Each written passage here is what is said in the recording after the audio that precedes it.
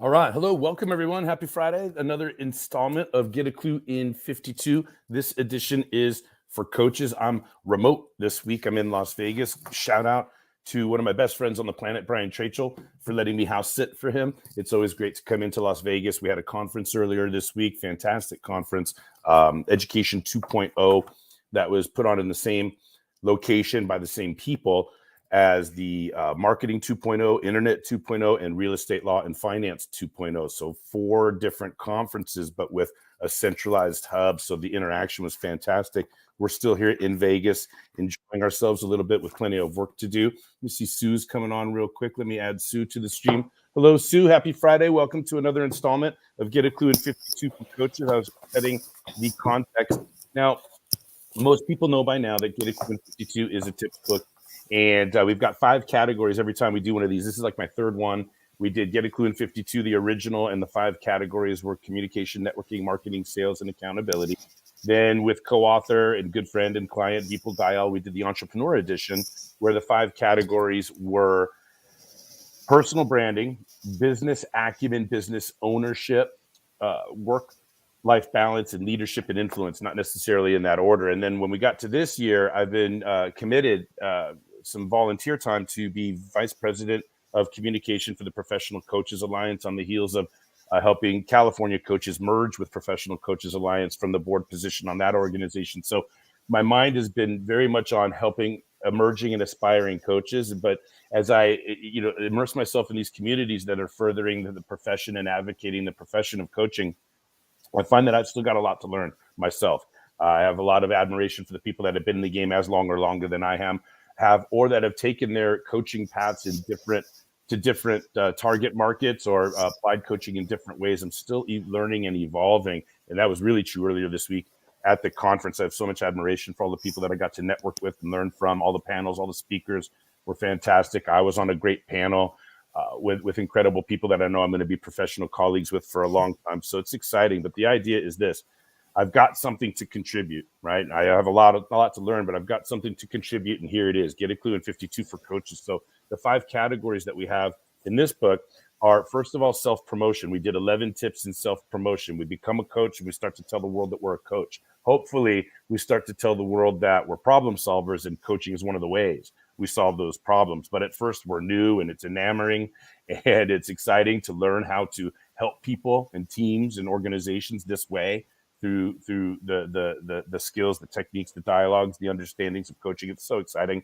But ultimately, I think we're more than coaches. We're problem solvers. We're soft skill people. We're solution providers. And coaching is just one of the paths. So then we got into a section of tips on engagement. Once we've told the world that we're a coach, now it's time to get coaching clients and actually get people to enroll or to engage with us. So we had 11 tips from enrollment or engagement. Is that right? I don't know if that's correct. 11 tips. Why does that look strange to me? Yeah, 9 tips. There's 9 tips in the enrollment or engagement section. It was 11 tips in the self-promotion section. So that needs to be edited, that banner. I'll get to that. But what we focused on when we focused on enrolling or engagement is what has been known throughout history, is that if you give somebody a risk-free sample of what it is that you're offering, your chances of enrollment or them adopting that new idea, product, or service goes up. So a lot of coaches out there struggle if they're giving either 0 complimentary coaching sessions, or 1 complimentary coaching session, or more than 2. I devised a system, and this helped me. I wouldn't be in the game if I didn't figure this out, by the way, because enrolling coaching clients one-on-one is one of the hardest things to do in coaching. It's all types of enrollments have their challenges, but one-on-one coaching, when you're selling coaching services to somebody that's paying out of their pocket or dealing with a limited budget, or if they run it up the flagpole. But the idea is, if you give somebody 2 complimentary sessions, by then they will know how it works for them. And then the consideration to get into coaching isn't about budget or any other factor. It's about knowing how that process will help the goal objectives, right? So it's very hard to test drive.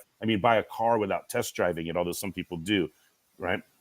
And how many people are going to buy coaching unless they have experienced coaching, understand coaching? And how do they understand coaching unless we demonstrate it, etc.? So that's what we're really focusing on a lot in those 9 tips on enrollment or engagement. So then what happens is the third section of the book, which is where we're at right now, is on motivation. So the idea is we promote ourselves as a coach, we get coaching clients, and now it's time to deliver coaching. And one of my approaches to coaching is couched by the formula motivation plus accountability equals results. So we've got these 10 tips on motivation, and that's where we're at right now. We've got today, next week, and one more week after this, and then we're going to get onto the fourth section of our book, which is accountability. And then finally, we'll finish with 12 tips on practice building. Right? When our initials are in every box on our organizational chart, what's that like?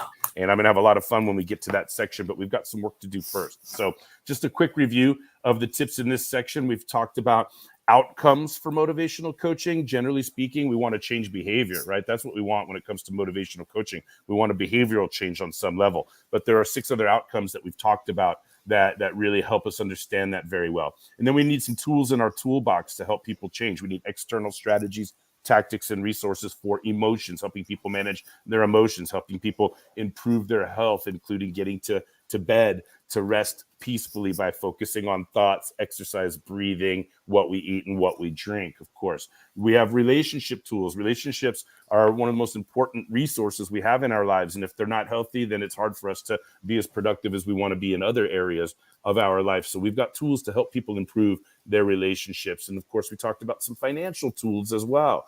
And one of the key things I want to remind everybody about financial tools is that we don't have to be financial advisors. We don't have to be licensed with series this and series that to be able to ask, do you have a budget? What are your feelings about money? When's the first time that you had an adversarial situation when it came to money? You know, what are your thoughts around scarcity? How did you go up? What did mom and dad do for a living? What's that? We can ask these questions and get somebody ready to talk about money, and then refer them to somebody that has the licensure that they need to make sure that they're, fiduciary, if that's a word, fiduciary or fiduciarily responsible. You know what I'm getting at, right? But we don't have to be the experts. We don't have to solve everything. We have to get somebody willing to change their behavior. We have to get somebody willing to talk about it. We have to get somebody willing to talk to the professional that they've been avoiding all their lives. That's our job, not to solve it for them. Okay. So enough on that on financial tools. And then time management tools. We don't call it time management. It's in quotes. We call it self-management, energy management, discipline management, calendar management. We want to control. We want to manage what is within our control, and time is not. Father Time has been managing time since the beginning of time. So we're fooling ourselves when we say that we manage time. We don't. And it's also an excuse or an out to be victimized by, I don't have time, or I ran out of time, or I don't have time for that, or I wish I had more time, or if there's only one more time in the day. Stop all of that. We never say, I wish there was more self in the day. You've never said that. I wish there was more self in the day, because if you did that, then you'd be accountable, right? Anyway, I digress. We'll get to accountability later on in the year. We got a couple more tips in motivation first. We're only 3 weeks away from accountability. So last week we did tip number 27, basic business tools, business building tools. We talked about some of, like trust but verify by getting things in writing, understand contracts and how to read a contract, how to set up a contract, staffing, understand staffing. And there's some other things that we talked about when we talked about basic business tools, having a business plan, understanding strategic staffing, getting your contracts and agreements in order, surrounding yourself with a team of trusted advisors like the real estate professionals, the fiduciaries, the insurance people, the lawyers, the trusted and estate planners, and all of those things. And then leadership and soft skills training, of course. You definitely want leadership and soft skills training. So that brings us to tip number 28. We are on productivity tools. Sue, before I read anything word for word, how are you? What's happening? Do you have anything to say or add or ask before we get into the word for word? I always do that and get a sip of coffee, right? No, I'm good. It's good to be here. And I was just thinking, as you were doing the summary of all the tips to date, just the incredible amount of goodness that is in those. Thank you. And for any aspiring coach, how could you go wrong with that, if you weren't following those tips? Yeah. It's just so much richness. I want to play humble, right? I want to play humble, but I got to be honest. I do want this to be seen as the Bible of coaching. No, I'm sorry. Very good. Right. I mean, I want it to be that really, really, really useful resource, and so that compliment is well received, Sue. Thank you. All right, let's get into it. This is actually quite a lengthy tip now that I look at it, and we're going to go for it. I'm glad I took a sip of coffee. Here we go. Tip number 28, get a clue in 52 for coaches, myself included. Here we go. Productivity tools. Sometimes it takes a business to grow to as many as 30 or more employees before any kind of internal human resources or legal, for that matter, person is hired. This is one of the reasons I break out the following organizational development and productivity tools. In coaching my business owning clients or clients with direct reports. All right, here we go. That sounded awkward. This is one of the reasons. Yeah, okay, so here we go. So before a business gets to 30 people or so, that's before, I think 50 maybe even it may get to before you hire a dedicated full-time human resources person, right? So before that, people that are growing and building their businesses, our initials are in every box on our org chart, or there may be some overlap. So this is where we're getting at. I broke from word for word, but here we go. Org chart 101. Sometimes I call this the Klubeck 12-step program to be cute. The visual of a basic org chart allows me to walk clients through the 1, differences between owner, manager, and technician level work. 2, 4 main departments: marketing, sales, operations, and finance or compliance. Actually, if I redo the org chart, I've been thinking about that a lot since I actually wrote the book 7-8 months ago, through which to organize work. 3, possibilities for delegating, succession planning, or exit strategizing. And 4, 12 places to look if the business is hurting or failing to grow. The 12 accountabilities that must be met for the business to grow and thrive. The 12 basics of practice building that the final section of this book is solely dedicated to. So that's number 1 productivity tool, is understanding org chart 101. That's a basic. There's 4 reasons that I lay out here that I was reading word for word, why it's really, really helpful to really understand the basics of org chart and the reasons why it's important to have an org chart. Okay, let's move on. 2, the wheel of performance management. I use the simpler metaphor of a wheel with a hub and spokes that are stabilized by the hub and connected to the perimeter. See the infographic that I often screen share during sessions and then send to clients. So this is a note. Sue, will you remind me to offer this graphic to people? Because it's not printed in the book. Okay. See the infographic that I often screen share during sessions and then send to clients. It has an icon representing a position description as the hub document that strengthens, informs, and empowers every other document associated with managing an employee's performance. So here's a quick review, and I might be able to screen share and show you this document that I'm talking about. I'll probably do that, but let me go ahead and let me see. Let me see. This is getting more of a session than a tip reading, but just let me see if I could do this super, super quick. And if I can, I will. Okay, so let's go present. Let's go share screen. Let's do this. And now let's see. Window. Yeah, I might be able to do it, Sue. Learning how to be fluent. Tell me if you can see it. Coming up. Yes. Can you guys see? Can you see my screen now? Okay, so this is, it'd be helpful to look at as I'm reading word for word from the book, right? The wheel of performance management. I use the simpler metaphor of a wheel with a hub and spokes that are stabilized by the hub and connected to the perimeter. See the infographic? Now we can see it, right? See the infographic that I often screen share during sessions, and then I'll send this to my clients. It has an icon representing a position description as the hub document that strengthens or pumps life into or informs, empowers every other document associated with managing an employee's performance. Sue, can you see my mouse as it's moving around also? Yep. Yeah. Okay. So from the top, the ad attracts candidates to apply. But if we write a better position description, we'll write a better ad. Next, interview questions screen for fit and predictability of success in the job. The offer letter describes who the job reports to, how it is compensated, when it is reviewed for performance, etc. The employee handbook describes the rules for working at the company, including how to access work policies for communication, dress code compliance, etc. The operations manual details the how-to of duties in the position description. Step-by-step instructions on how to do the job. The KPIs are the key performance indicators that let us know if the employee is doing poorly, average, or excellent. These are the measurable results we wish to see from the performance of the job. The meeting agenda here refers to the group and one-on-one meetings that leaders should be having regularly with their teams and direct reports. I recommend, quote, the anatomy of a coaching session, end quote, for the one-on-one meeting agenda. Note there, I should put an asterisk there because I don't know if we've gone over the agenda in the book yet. So you got to put an asterisk there and communicate that. We'll allude to it later on. So these are the meetings that should be having. These are the meetings, plural. Okay. All right. Got it. KPIs. All right. The meeting agenda for one-on-one and team meetings, right? Leaders should be having one-on-one meetings with their direct reports and team meetings, right? And I recommend that agenda. Next, the performance review. The performance review document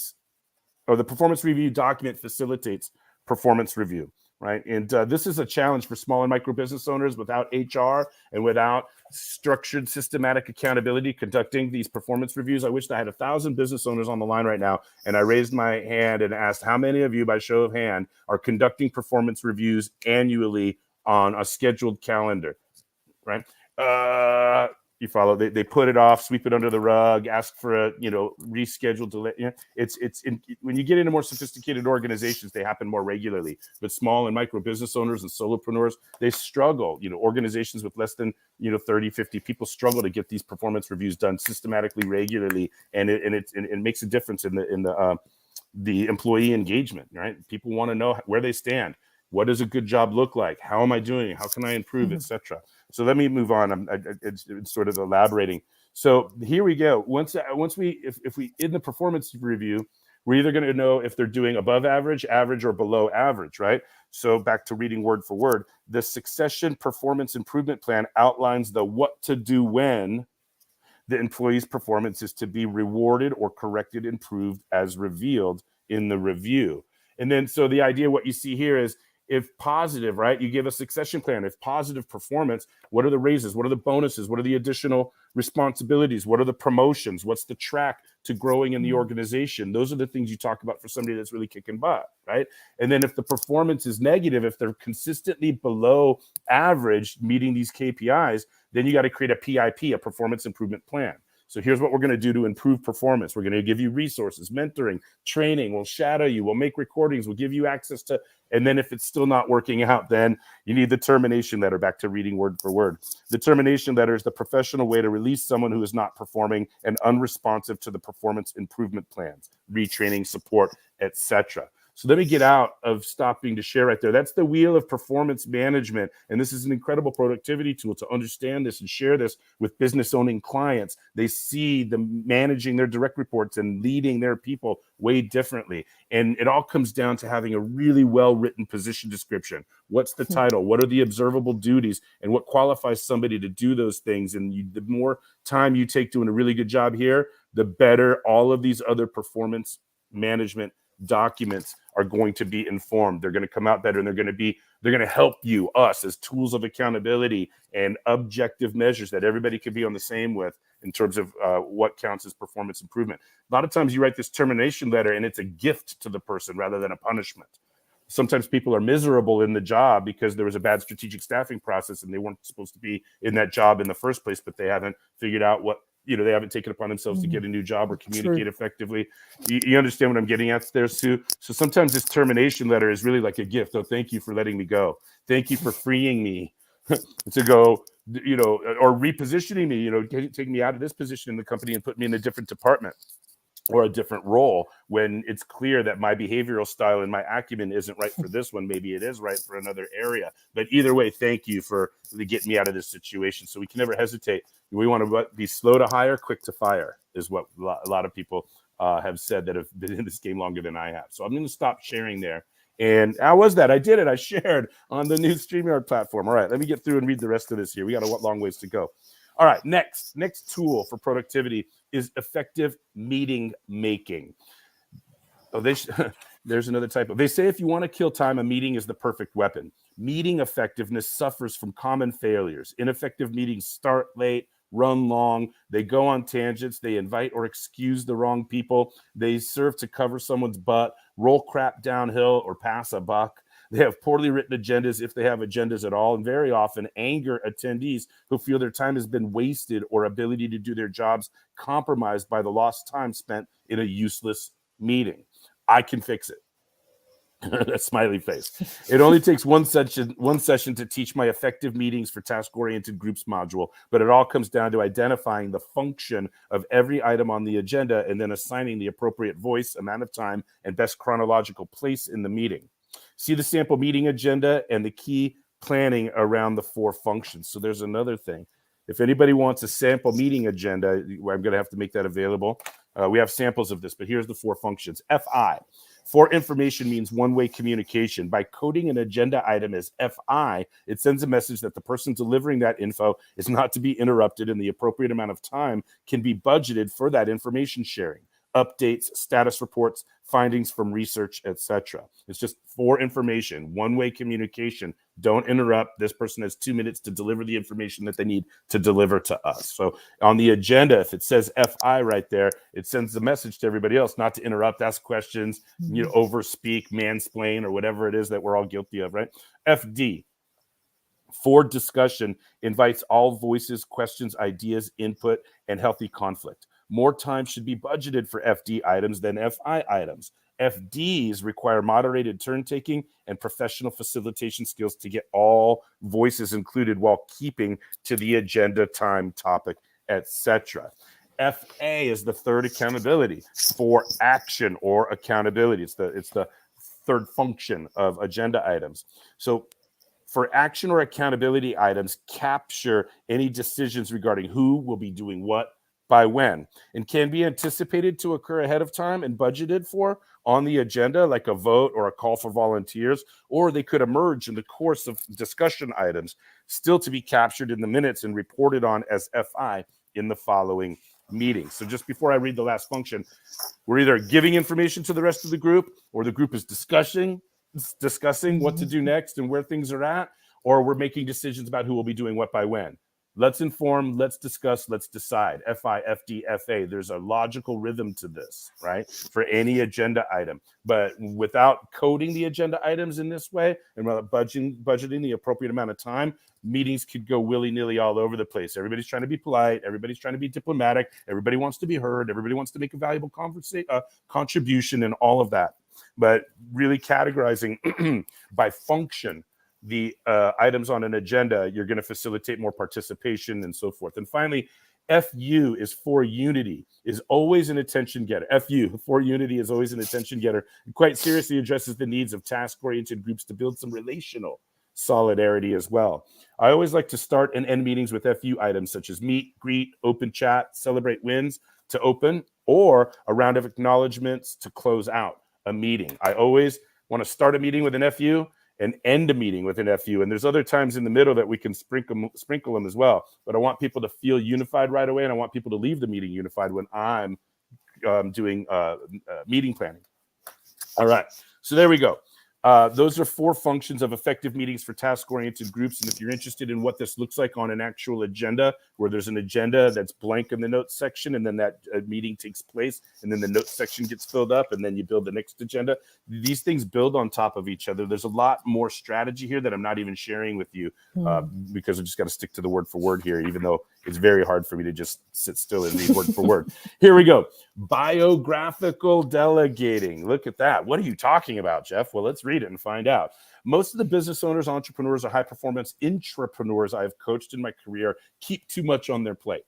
All it takes is one experience of delegating something to someone who totally screws it up, and next thing you know, we are buried in doing everything ourselves. This puts us on a road to overwhelm, burnout, mistakes, and a shell game of managing all the expectations we have set, properly doing the time without properly doing the time math for realistically getting to it all. All the while, the truth is that people never really screw up anything we delegate to them effectively. And most people do not know how to delegate effectively.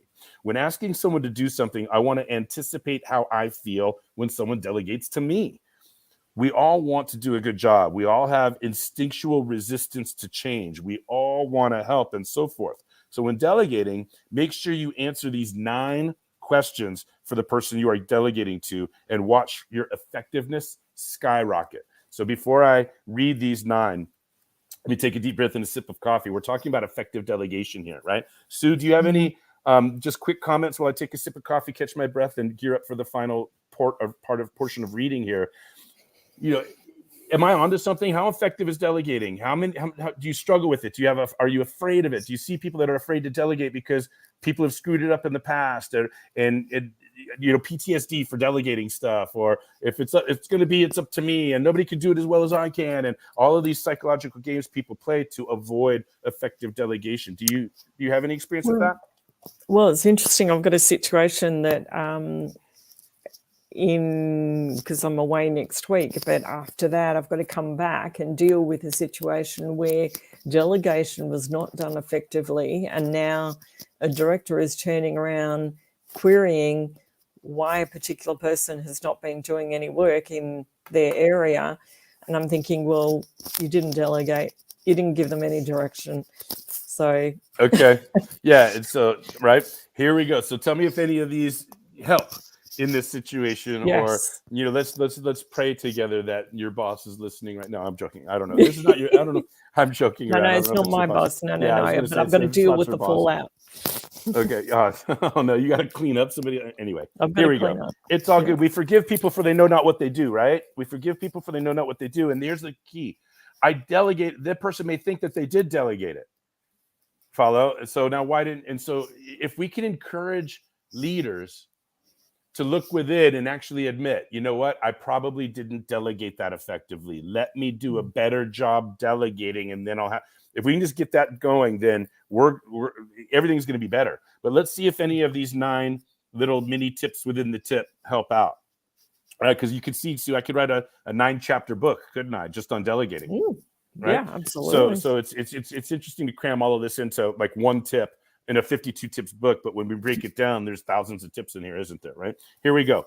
The bottom line is, if I'm going to delegate to somebody, I get away from autobiographical. What I need. Well, I'm not going to communicate from my story. What I try to do is write the biography of the person that I want to delegate to. So if I can get inside their head and imagine what it's like to be them, I got 9 questions here that I probably want to answer for them in the course of delegating. That's what I'm getting at. So I literally divorce myself from myself, imagine what it's like to be that person, and I hear the questions in their head, and then I come back to being myself and I want to answer them. Here we go. Okay. So imagine now we're talking in the mind. The voice here is not me. The voice that we're about to read here is what's going on in the mind of the person getting delegated to. Yeah. If we can anticipate that they're going to ask these questions, won't we delegate more effectively? Here we go. Is this an opportunity or a chore? Be honest about this and do your best to answer the what's in it for me question that your direct report is likely to have. Why me? Other than so you don't have to do it. Why are you delegating this to the particular direct report? Answer this question for them in a way that might engage them further. 3, what does a great job look like? Can you provide a model, diagram, picture, or another way for the person to visualize or verify that they are on track or done and done well? 4, am I on my own? If not, be clear about the ways you can offer support, including any boundaries. 5, is this an opportunity or a test? Right? Different question than is this an opportunity or a chore? Is this an opportunity or a test? Are there consequences for doing poorly? And if so, what are they? Next, am I clear in what you were really asking of me? Never assume they get it simply because you told them. Make sure they can repeat back to you what they are hearing so you can listen for and fill in any gaps in understanding. 7, where does this rank in importance among all other duties that I have, right? Where does this rank in importance among other duties? Help the direct report negotiate the fitting of this new thing into how they had already managed their calendar. 8, by when must it be done? And what counts as done? I love the word draft for getting a commitment to due date without pressure to be perfect. You guys hear that? I love the word draft. So you can get a draft done by this due date. You won't be perfect by the due date. First of all, because perfect never exists, right? Something can always be improved. Largest room for the world is always improvement. So when I'm delegating, I use the word draft, every chance I get. Draft. I know it's not going to be done or perfect, but this is the date by which I need to put my eyeballs on something to support you in all the other ways that the previous 8 tips told you I was going to support you. Right? Finally, number 9 here in the bullet list of biographical delegating. What are mutual expectations for checking in with each other to make sure I'm on track? What is your availability for me to check in with you? And what can I expect regarding your expectations for reporting on my progress or milestones? Right? So there's probably more sub tips that we could put in there, but those 9, like just start.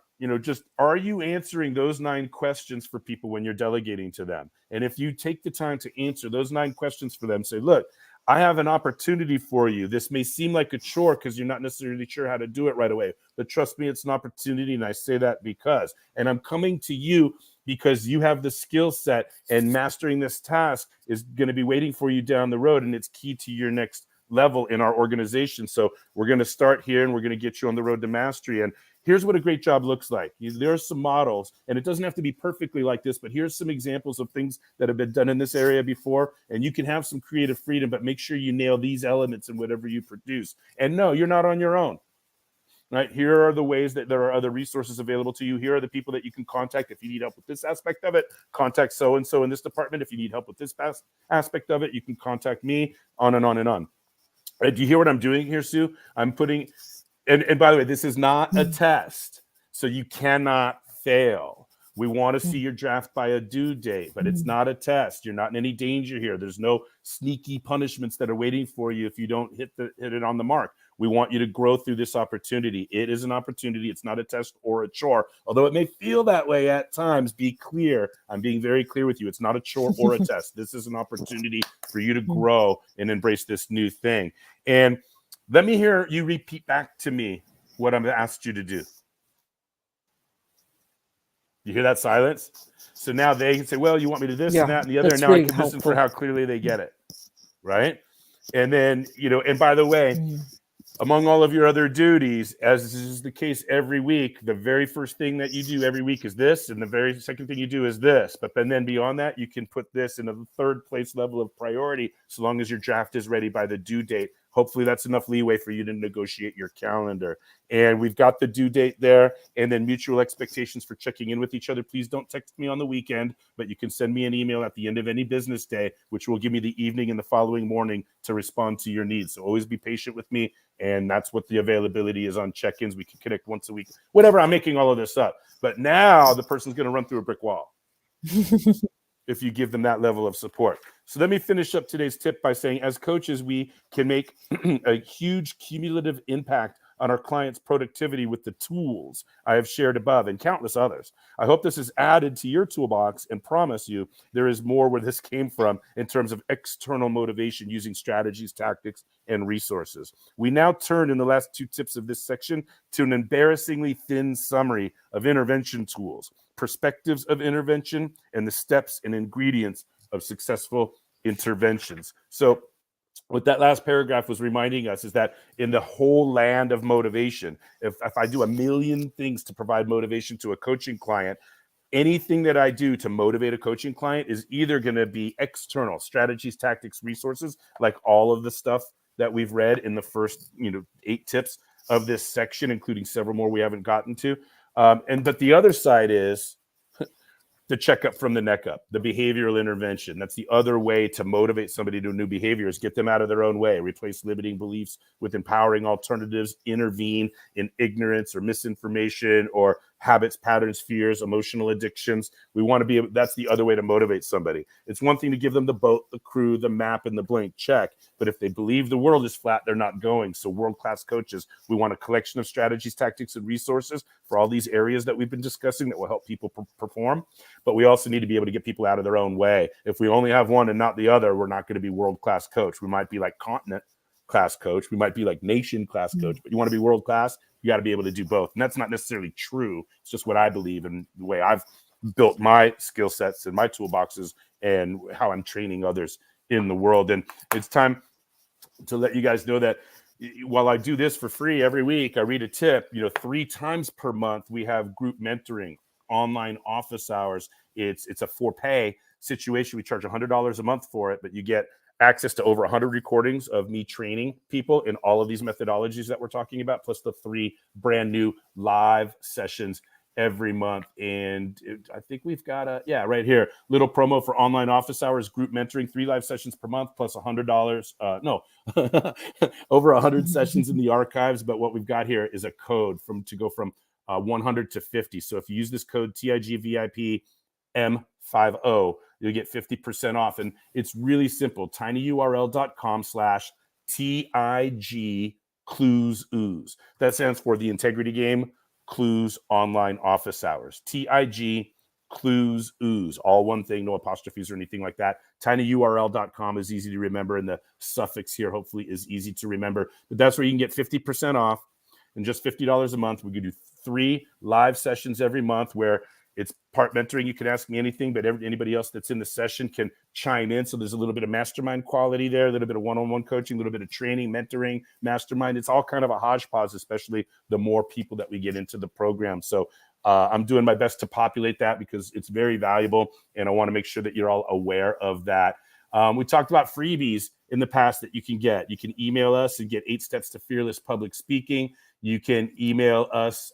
You can actually get coaching sessions scheduled. If you haven't done it already, you can get 2 complimentary coaching sessions with myself or one of the coaches that I've trained to schedule with me. It's very easy. meetme.so/getaclue.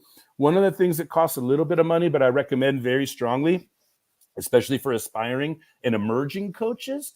It's true for any form of coach. I'll tell you why. For aspiring and emerging coaches, when you join the Professional Coaches Alliance, you're in a collective, an alliance truly of people that are advocating the profession and working very hard to get more coaching into the world. So we have to do that through professional development and learning how to build business. We all know how to coach, but how do we build a practice, right? My 12 tips at the end of this book are all about it. But if you want to not be alone and feel alone, and if you want to be vulnerable with an alliance and a collective of like-minded individuals that are really passionate about helping other people in the world through this beautiful, process called coaching, but you don't want to be alone. You want access to archives and recordings and speakers and people that have blazed trail. The other thing too is that there's service providers. There's people that sell to coaches because we need to invest in things to run our businesses, whether it's a software program or a CRM management tool or an app design or a web builder or a funnel builder. There's all kinds of things that we need. We're good coaches, but we're not brilliant marketers. So there's a lot of people that come in and provide services that are designed to help make a coaching practice better. I could keep going on and on. There's opportunities to serve. Some of you haven't served on a board yet, haven't put that on your resume. Like, look, I'm VP of this or I'm director of that. On your resume for professional development and to give back to the community. So there's a lot of mentoring and give back opportunities for established and seasoned and mature coaches. There's different levels. In other words, and Professional Coaching Alliance is just doing everything it can to be relevant and viable as a nonprofit place for you to grow your practice. And it's not intimidating, not threatening. We've got lots of room to grow, and I couldn't recommend joining our alliance. It's like you get a month for free, and if you like it, it'll convert to $29.99 a month, $29.99 a month. We do at least 4 programs throughout the month. When we do Connect and Learn events, and we bring in business builders, and it's just really workshops, and you roll up your sleeves. Sometimes you hear content in one session, and then 2 days later you get in and you roll up your sleeves to apply it. So really fascinating and great people involved. And so obviously I'm a huge fan of the Professional Coaches Alliance. And shout out real quick to Margot Garcia. She's been really wonderful this year. Of the 28 tips that I've read, she's been here for over 20 of them. And she's just a fantastic, brilliant professional. If you're interested in speaking to the members of the Professional Coaches Alliance, you want to talk with Margot. She's VP of Programs. So we have opportunities for coaching service providers to speak, or advanced high-level coaches to speak to the aspiring and emerging coaches. So if you want to be a speaker, if you want to be scheduled in the programming for Professional Coaches Alliance and speak to our community, Margot Garcia is the person that you want to reach out to. And back to a freebie, if you want some cool video, you can go to my YouTube channel, watch Get a Clue. And we also have another video on why 2 complimentary sessions. I mentioned this earlier in the session, and when I was reviewing the tips that got us to where we are today, that, I formulated this process of 2 comp sessions. And I want to say 10 years ago, I shot a video that goes over, it's a 22-minute video, and it goes over at least 8 or 9 reasons why 2 sessions instead of 0, 1, or more than 2. And if you're an aspiring or emerging or struggling coach and you're not getting the one-on-one clients that you want, one place that I would encourage you to look is, how are you doing complimentary coaching? How do people learn that you're a coach and try your services on the way to enrollment? What is that process by? Are you doing 0 complimentary coaching? Are you doing 1 session so they don't know what accountability is like? Or are you doing more than 2 sessions so they're getting the coaching for free and you don't know how to put a boundary up? What's going on? And maybe the 2-session system can help you, especially if you understand the 8 or 9 reasons why. So for free, you can send an email to info@getaclue.net. In the subject line, put why 2 comp sessions, and we'll send you that 22-minute video so you can learn why we did it that way, why I devised it that way, and how it's really, really just instrumental in getting to me where I am in my career. So that's a review of our freebies and some of the paid things. There's one last paid thing that I do want you guys to know about, which is the Integrity Game 90-day challenge. This is a group coaching program. We're starting it in September, so you're going to start to see all kinds of promotions from us over the next 6 weeks. We're especially heavy in August, right? And if you're interested in being a speaker in the group coaching program, I've got 12 sessions that I'm trying to book speakers for. I've got an introduction session. I don't necessarily need a guest speaker there, but then there's 10 sessions in the middle of the program that I need speakers that can talk about purpose, gifts, potential, goals, strategies, tactics, resources, relationship with word, action taking, intentional learning, accomplishment and accumulation, and then service. So if you have content in any of those 10 areas and you want to be a guest speaker in the Integrity Game 90-day challenge, now's the time to reach out to me and start having a conversation about that.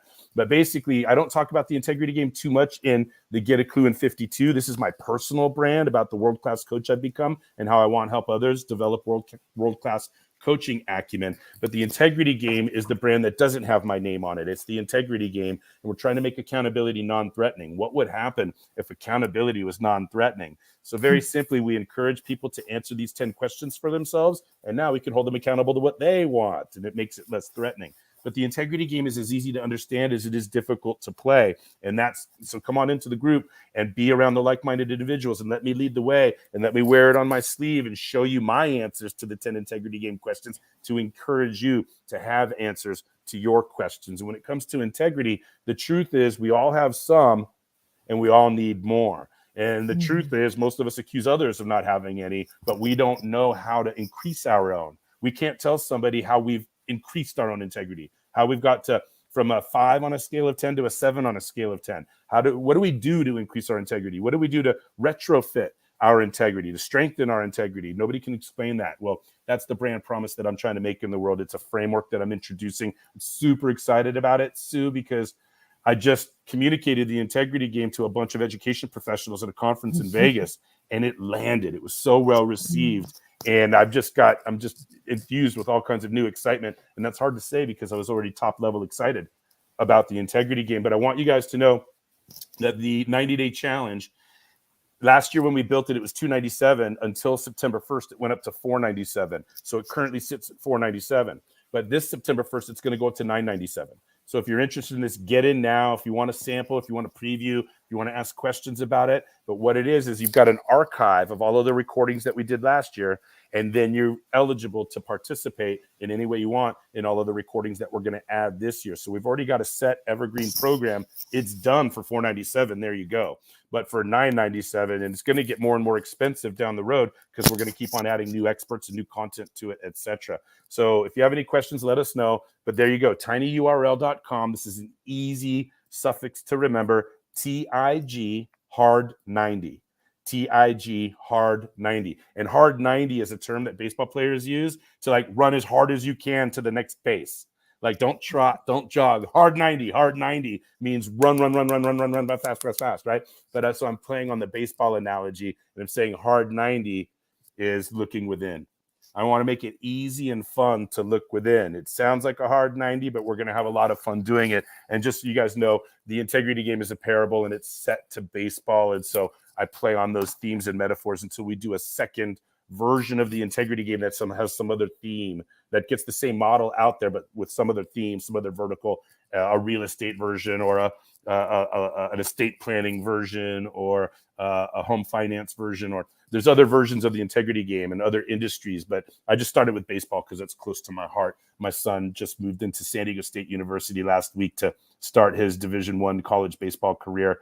And so that's where I started, close to my heart. And that's it's kind of like what's involved in everything. It's my heart, right? I know what coaching has done in my life. And so now I'm at a point where I'm ready to give back. And that's why I've been here with these tips for coaches, aspiring, emerging coaches. And guess what?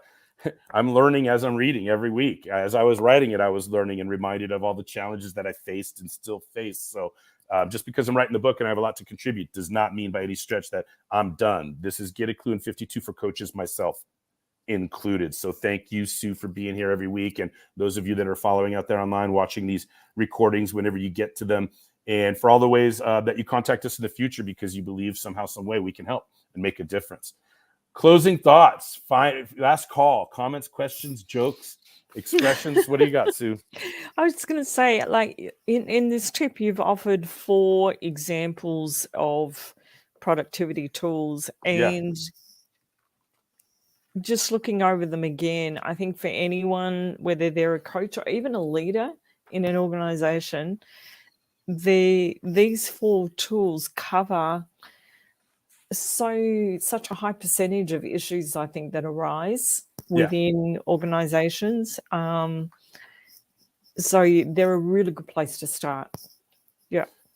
It's thank you for that. That was the intention at a high level, right? And by the way, just to be completely transparent, I want to sell coaching. I want to sell coaches training. I want to sell people into the group mentoring. So there's more where this came from. It was intended to be at a high level to trigger the mind on how many issues just these 4 pieces of content can help us coach others with. But I also want the minds racing for how much more there is. And you know that there's so many more tools and so many ways we can break this down when we get into group mentoring and the actual coaching and leadership training. So again, if anybody out there wants to be personally trained by me, you want to be personally trained by me on how to coach or improve your coaching or to up-level your coaching practice or to get out of your own way or any improvement that you want to make, if you think that I can make a difference, I'd sure love to, because we believe in coaching and we believe in the difference that it makes in the world. So there you have that. But yes, I'm so pleased that you see that, oh my God, just these 4 can solve so many, or at least give insights. It can empower somebody to get after solutions to the problems we face. Well, have you looked at your org chart? What? Oh, how are your meetings run? What? How do you delegate? Huh? Right? Does that mean just those 4? Right? Have you looked at your org chart lately? How do you manage performance? And are you on track to do performance reviews for your people? And how are you conducting your meetings? How often do you meet with your people? Huh? How often are your group meetings? How often are your one-on-one meetings? Deer in headlights, right? And then, of course, when you delegate, how do you delegate? That's all I've got. What is that, 4 or 5 questions? Now I've got 3 months of worth of coaching if I just have 4 questions in my toolbox. Does that make sense? Because then the rest of it will get into the structure of sessions and how we get from asking these questions to nailing down action items and commitments that people will, take action on and then report on. So we're not in accountability yet. We're just in motivation. So these questions with these tools in our toolbox help us move in the direction of getting people to make commitments to taking actions that they didn't know about or were avoiding or what have you. So we'll get to accountability in the next section, but we're done with now external strategies, tactics, and resources. And now we're going to get into, well, that all sounds great, Jeff. I know I can solve a lot of problems there, but I'm afraid, right? Or I don't want to, I regret, I fear, I dread, I whatever. So now the next 2 tips in the book are all about the ingredients of intervening and the steps of intervening and the stinking thinking that would prevent somebody from executing otherwise really incredible strategy, right? And it's so funny. We try to put the fun in the fundamentals. Now, this isn't rocket science. These are basics, right, that people can't pay attention to when they're in overwhelm. So we like to slow things down for people, ask solid questions, help them see at a high level. like the Goodyear blimp, Sue, like the Goodyear blimp floating over a sporting event, right? Giving aerial coverage. So Yeah. we like to, as coaches, take people up and say, hey, let's look Mm. down. You see the field now? Do you see both goalposts? Do you see all the fans in the stadium? You see the parking lot? You see the traffic surrounding? Oh, yeah, I see all this stuff. When you're on the field trying to do a center pass, or when you're on the field trying to stop a ball from coming at you, right? You can't see everything. Right. So coaches, we often take people up to give them aerial coverage so they can see stuff, and then we send them back down there with the motivation to go execute a play that they couldn't even see before when they're dealing with so many people in offense and defense and balls moving around and fans cheering and screaming and all of that stuff. We want to take them away from all of that in our coaching sessions, empower them, and send it back down with renewed vigor and focus. So thank you for that. What else? Anything else before we dismiss for today?